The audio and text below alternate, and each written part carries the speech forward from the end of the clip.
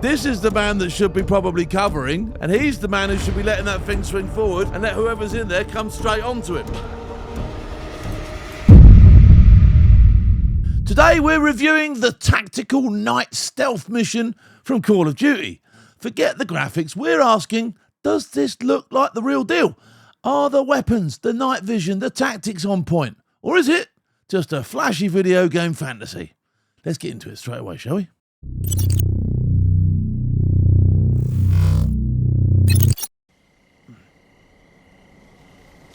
Okay, going dark. There we go, going dark. Sergeant Kyle Garrick. He's SAS, don't you know? Okay, so Al-Qatala search party, and they're at the Hadda HQ. This is presumably what I'm seeing going on here. And it looks like two people have arrived in a motor. Al-Qatala search party. At the airport HQ. It looks like a pretty overt motor as well. That's got blue lights on the top of it. They might want to hide that. They're still looking. We're not too late then. Let's get Hadda. Here we go. So let's have a look at this straight from the off. There's weapons and that all over the place. This one behind, he's got a suppressed weapon. The other one's got something in his day sack. Couldn't quite see what he had in his hand. So it looks like they've gone with suppressed weapons from the off. Spaceman. Stay close.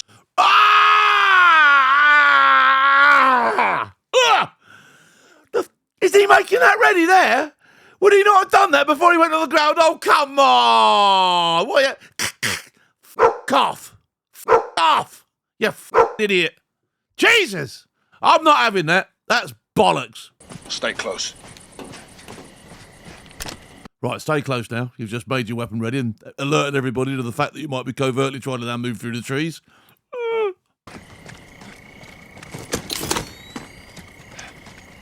There you go, night viz on, night viz on. Does he need it? He didn't need it a minute ago, so what's changed in between there and where he just put it on? Come on. Although, like I say, that's a fairly decent night viz picture there. And his mate's got a bit of luminous stuff on his back and all that sort of stuff so we can see him and we can see a bit clearer what that weapon is on there. Looks like, don't exactly know exactly what it's going to be, but yeah, let's yeah, nice. It's quiet. Means Hadda's already It was quiet until you got there. in control. Barkov may not be home. Assume he is. If he's not, he will be.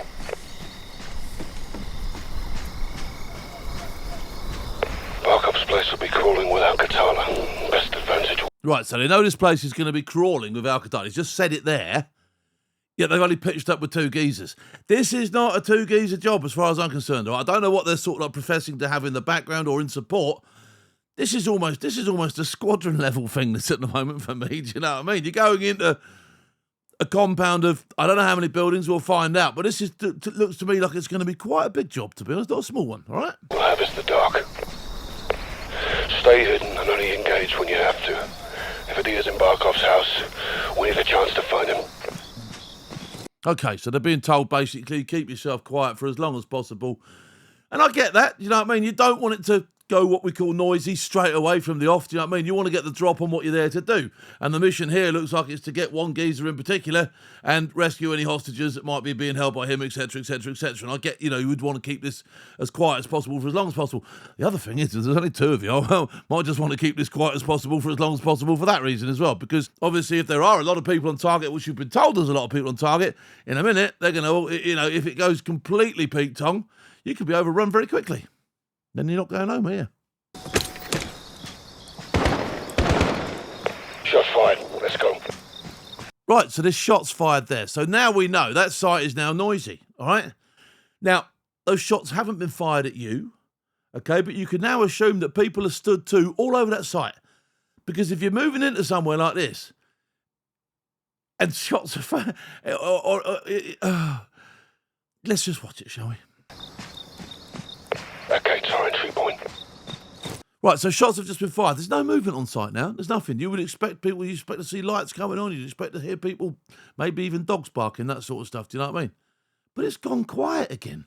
Shoot the light. We'll use the dark for cover. Right, here we go. So now, right, shoot the light.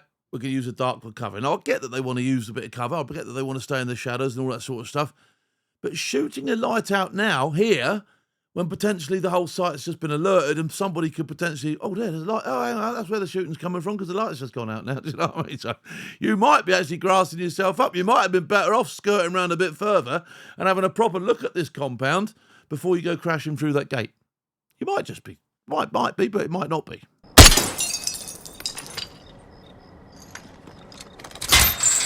Let's move. There we go. So out with the bolt croppers or whatever he's got there, and he's clipped the fence, and they're going in. AQ ahead. Hold fire. It's too many. Stay in. Okay, so there you can see they've walked straight in, and they're pretty much in line of sight of these people now. All right, but we'll give them the benefit of the doubt. We're going to be able to stay in the dark because you just short the light out that they didn't see. Even though there's another light in the background there illuminating everything. For me, this is going a little bit, this is stretching the imagination here, do you know what I mean? I would have thought that those people, bearing in mind there's just been shots fired, would be a little bit more switched on than that. You know, the fact that you've just walked into a compound through a gate after shooting a light, you can see where I'm going with this, can't you? But we'll crack on with it. It's a good game. Keep out of the light. Okay, good shout. Too many, let's leave them. However, if you're going to go past these people, you've now got too many people behind you, haven't you? Do you know what I mean? That might have been a completely better call to just go, there's too many of them to come in here. Let's get back, let's get the rest of the squadron, and let's come in here properly. Do you know what I mean? Maybe. All right, I get the fact that they've been told they're in a rush and they've got to do this and we don't want to lose the geezer and they don't want to get anybody killed, etc., etc. But you're going in with two people. Two people.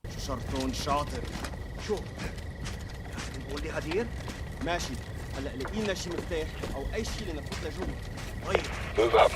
Stay hidden.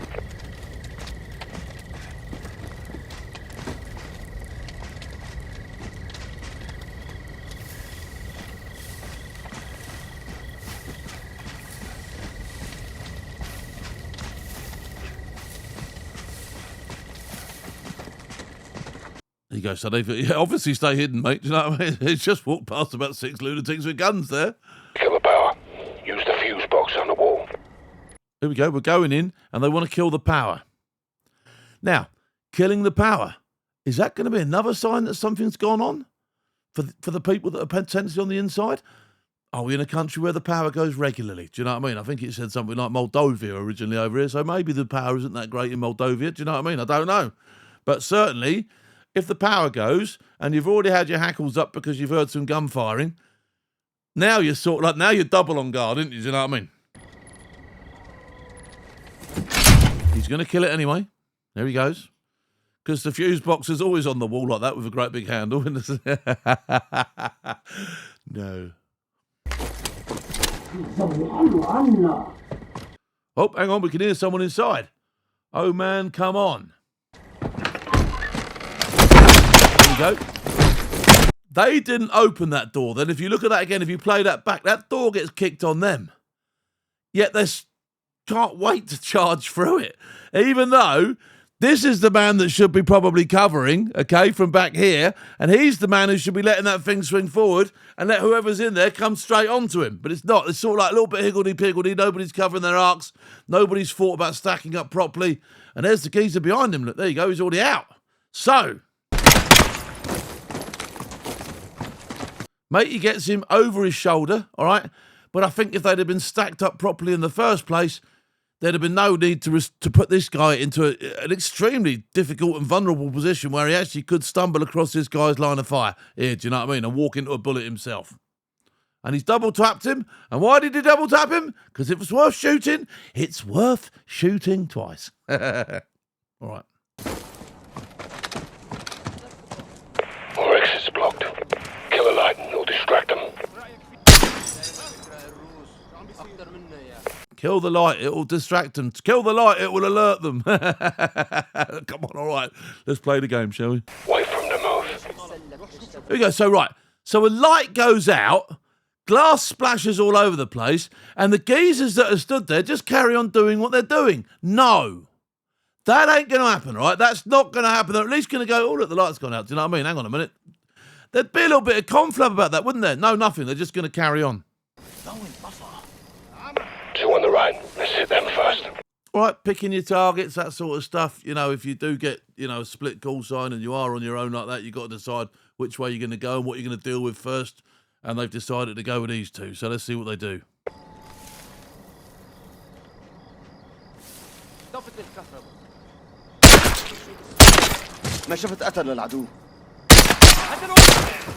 Okay, right, these all appear to be pretty clean kills, all right? They're all sort of like, they're all dropping. I'd suggest perhaps in reality sometimes people don't go down as clean as that every time. You know, there might be a little bit of screaming, there might be a little bit of having to finish them off, do you know what I mean, that sort of stuff. It's not, it's not the written rule that just because you hit something it's going to go straight to ground and not make any noise on you, do you know what I mean? So I think there might have been a little bit more screaming, a little bit more shouting, a little bit more atmospherics around this, do you know what I mean? Move up. Good to see a mag change. We like a mag change, don't we? Overlooks ahead.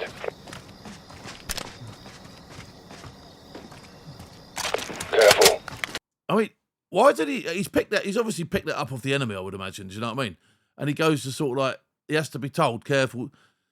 You don't need that. I mean, if you want to keep it, do you know what I mean? I know it's a souvenir or something, but, or if you want to disable it or unload it, get it out of the way so it can't be used again, whatever. But he's not going to use it, is he? He's got his own weapons. He's got decent weapons. He's got nice weapons. Why would he be wanting to even think about using that one? Careful. Non-suppressed weapons are going to attract a lot of attention. So he had to actually be told there. We're going to draw attention to ourselves if you start weighing that AK-47 about. No, you wouldn't need telling that, all right? So again, a little bit of theatre there, I would suggest. Visual on Barkov's compound. Have a look. What we got, boss? Main house looks quiet. Got movement in the clock tower. Right, so look at this that they're looking down on now. Clock towers, churches, pools. That's a lot of places to go in it, do you know what I mean? And there's only two of you. Now that, for me, that's pure Hollywood. There's nothing else but absolute complete BS, isn't it? No absolute way are you going to be doing all that with just you and your mucker, right? Unless even if you found yourself in a completely sort of like no-win situation, that's still a lot to clear, isn't it? Do you know what I mean? If you got separated, you'd probably have to say to yourself, right, I can see this one's not going to happen today. There's too many of them. I'm not going to be able to continue my mission. As there's only two of us left, we better go into our escape and evasion plan right now, haven't we? Or get ourselves back out of the way or extract or whatever it is you've briefed into, do you know what I mean? But you wouldn't carry on going with just two of you into all that lot. You've already been briefed. There's loads of them there. Anyway, they're obviously braver than me, so let's go. They're going to do a bit of roping down now. Church and pool. Rope down. Right, watch this. Right, he's going to provide Overwatch. So let's see how this pans out. He's overwatching, the other guy's roping, right? Fight Overwatch.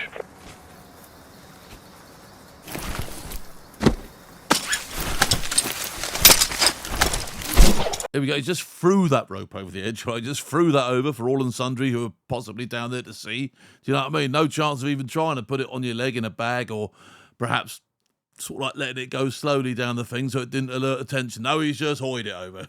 No.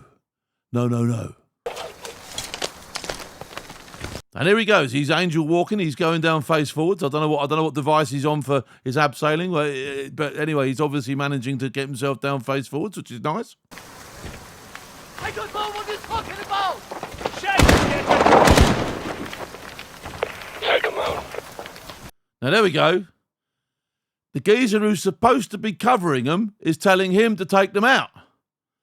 He shouldn't be taking them out. The geezer covering should be taking them out if he needs to. Because he's dope on a rope, isn't he?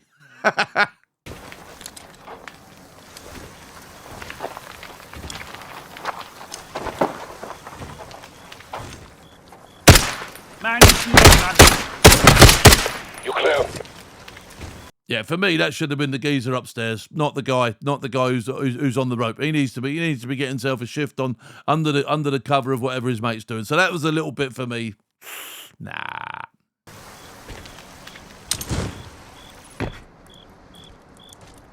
Careful. You're outnumbered, but you can try and disengage if things go loud. Careful, we're outnumbered, but we can try and disengage if things go loud. I would suggest that things by now probably would be a little bit noisy. If nothing else, there would be people alerted to what was going on who'd be physically searching. So yeah, again, a little bit of role play there, or whatever you want to call it. Now look at the frontage they've got in front of them. Do you know what I mean? They're outnumbered with a frontage of, you know, doors, windows, towers, the whole kit and caboodle. It's an absolute nightmare. No. You're approaching the pool.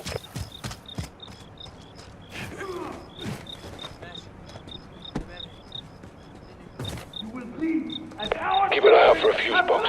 Get on the lights and give us an advantage. Sounds like Akutala's got a hostage. See if Adir's there. He could have Barkov. Where is he? There's a skylight over the pool. You can use it to get to the personnel. There we go. He's turning more gear off, alerting more people, and he's trying to get round the pool to a skylight to have a look in when he's already seen them from one angle. If you can see them from one angle, why don't you actually move from or try and look for a route in from there rather than skirting around the whole thing now and potentially walking into something else? Don't know, just a point, but hey, don't shoot the messenger.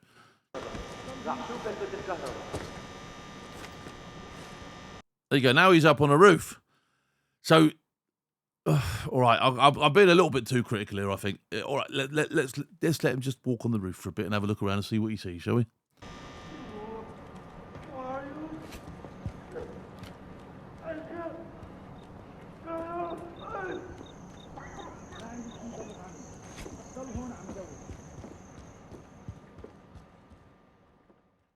Night vision and atmosphere then. First up, NVG's Call of Duty makes it look crystal clear.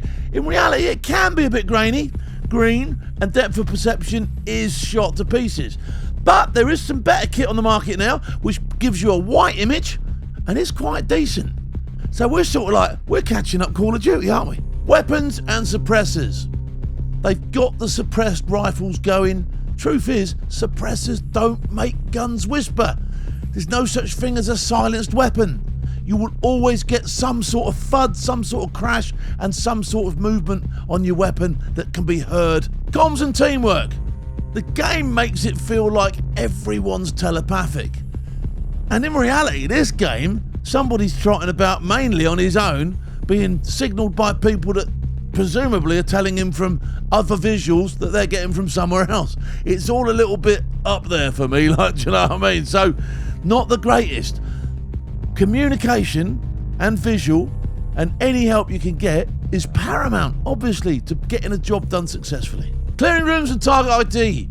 They'd ID targets quite easily. In reality, you're checking hands, body language, threats. Make yourself a mistake and you've gone from hero to zero in a heartbeat. So, does Call of Duty get it right? Some bits, slightly yes, but it's a video game, not selection. What do you think? Realistic or completely over the top? Drop your comments below. And if you'd like to hear the stuff that we'll chat about on our own, sort of like behind closed doors without you, pay your 16 pence a day and that could be you, couldn't it? ForceTV Plus.